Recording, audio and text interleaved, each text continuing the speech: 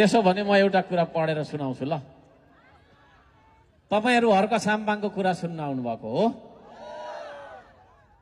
तर हर्क साम्पाङ म त होइन। म पनि चिन्छु उसलाई, केही वर्षदेखि म पनि चिन्छु, केही वर्ष होइन धेरै वर्षदेखि चिन्छु।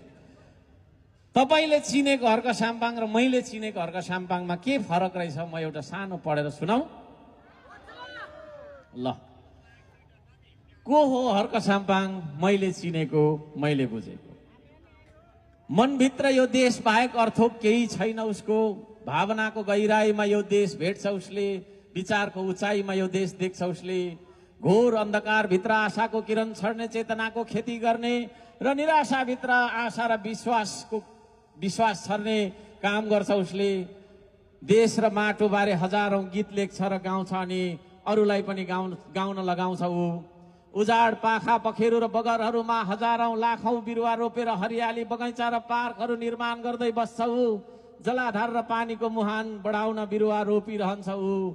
उद्योग जति सबै बेची खाएको देशमा मुद्दा र मामिला झेल्दै, अनेक परीको लफडा झेल्दै उद्योग खोल्दै अगाडि बढ्छ ऊ। मैले चिनेको हर्क साम्पाङ यस्तो छ, तपाईले चिनेको बुझेको कस्तो छ भरे भन्नु होला। ढुङ्गा बोक्छ, गिट्टी कुट्छ, कठोर भन्दा कठोर श्रम गर्छ उसले। सबै खाले काम गर्छ उसले, मनमा एउटै उद्देश्य बोकेर यो देश बनाउने।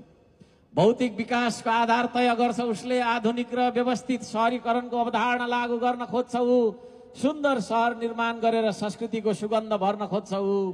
भौतिक, सामाजिक, शैक्षिक, बौद्धिक विकासका आयामहरूमा देखिने काम गर्छ उसले। बाढी पहिरोले जनताको बस्ती बगाउन लाग्दा आफै अघि सरेर भेलमा पानीको भेल, खोलाको भेलमा तार जाली कस्न जान्छ ऊ। जनताको घरमा आउने पानीको पाइप उसलाई मन नपराउने विरोधीहरूले लगाएको डडेलोले जल्दा धुवामा निसासिँदै आगो निभाउँदै जंगलमै बास बस्छ ऊ। ढुङ्गा हानाहान गरेर होइन, मिलेर ढुङ्गा बोकेर देश बन्छ भन्ने विश्वास गर्छ ऊ। हो, मैले चिनेको बुझेको हर्क साम्पाङ त्यस्तो छ। लागो छ दुर्व्यसनमा फसेर युवा नबिग्रुन् भन्न खातिर चेतनाको अभियान चलाएर शहरका कुना कराउँदै